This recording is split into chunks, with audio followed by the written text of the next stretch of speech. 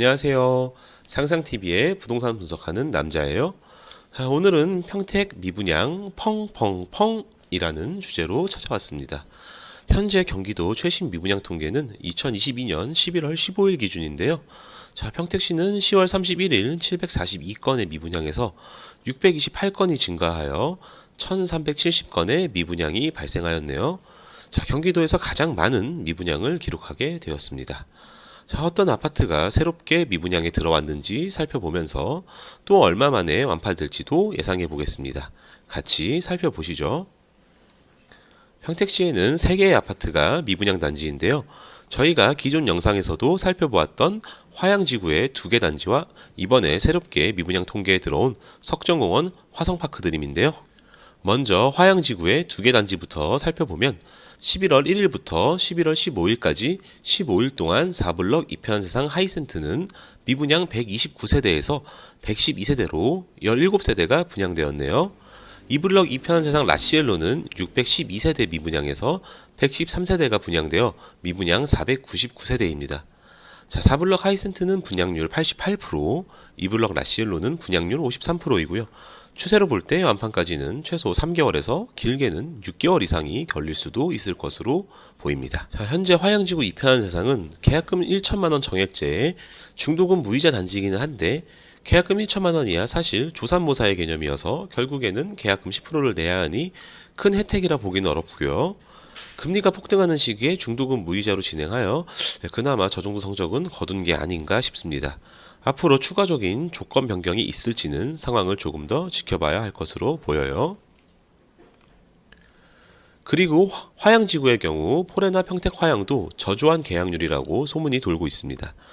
정당 계약일이 11월 30일까지였으니 조만간 미분양 통계에 들어오게 될 것으로 보이고요.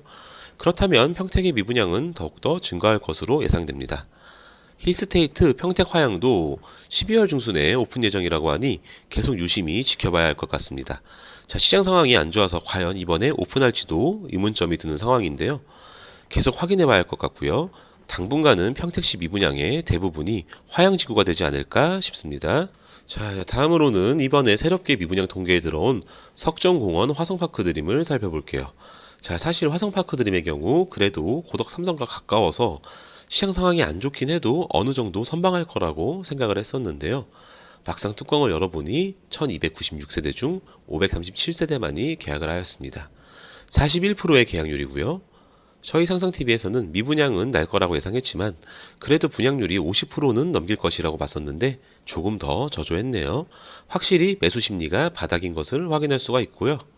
석정공원 화성파크드림의 경우 이름에서도 알 수 있듯이 석정공원을 끼고 있어 쾌적한 단지이고 세대수도 1296세대면 대단지라고 볼 수 있는데요.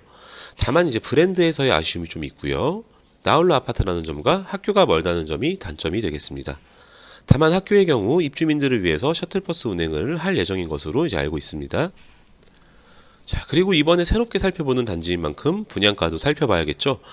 84 타입 중 세대수가 가장 많은 84D 타입으로 분양가를 확인해 보겠습니다. 분양가는 4억 6,800만 원인데요. 그런데 발코니 확장비가 1,920만 원입니다. 발코니 확장비가 많이 아쉬운 편이고요.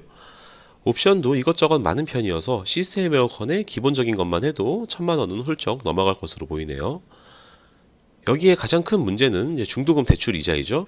중도금 대출이율 7%만 계산을 해도 중도금 대출 이자가 약 2,700만 원입니다. 이제 84D 타입 기준으로 분양가랑 발코니 확장비, 옵션비, 중도금 이자를 모두 더하면 이제 깡통 옵션 시에는 5억 1,500만 원, 풀옵션 시에는 5억 4천만 원 정도로 계산이 됩니다. 현 시장 상황을 고려하면 역시 조금 비싼 감이 있습니다. 결국 화성파크드림도 영업 인력들을 투입하여 미분양 영업에 나설 것으로 보이고요. 그래도 화양지구보다는 선호할 입지이기 때문에 3개월 정도면 완판되지 않을까 예상을 해봅니다.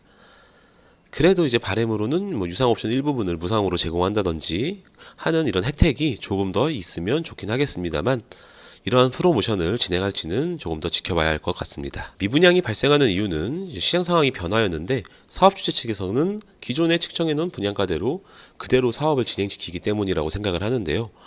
하지만 결국 사업주체 입장에서는 분양가를 낮추기는 쉽지 않을 테니 앞으로 분양을 준비하는 사업주들의 머리가 아플 것으로 보여요. 자, 마지막으로 저희 상상TV의 견해는 자, 화양지구의 경우에는 화양지구의 새 아파트를 원하신다면 중도금 무이자이니까 원하는 동호수가 남아있다면 줍줍으로 원하는 동호수를 선택하시는 것도 나쁘지 않아 보이고요.